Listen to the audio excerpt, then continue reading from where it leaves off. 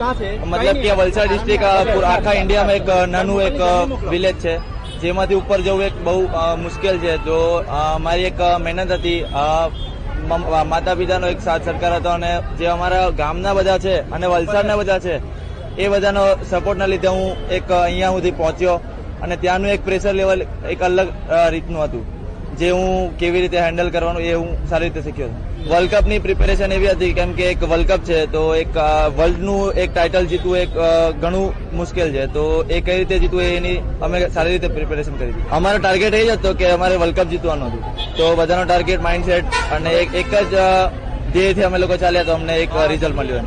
Team coachman એ લોકોનો already experience હતો, કેમ કે એ લોકો અમારા પહેલા બી 3-4 વર્ષનો એક્સપિરિયન્સ હતો, તો એ અમને શેર કર્યો. તો એનાથી અમને ઘણું બધું સારું શીખવાનું મળ્યું. એ એક ડ્રીમ વિકેટ હતી, કારણ કે એક કોઈ બી એઝ અ બોલરનું ડ્રીમ હોય છે કે વર્લ્ડ કપમાં 5 વિકેટ લે અને ટીમને જીતાડે. બસ એક સારું કર્યું. હું એ જ સલાહ આપીશ, મગજમાં એ ના રાખશો કે એક નાનું વિલેજ છે કે એક અમે મોટા શહેરથી આવ્યા છે, કે પોતાના પર બિલીવ રાખશો તો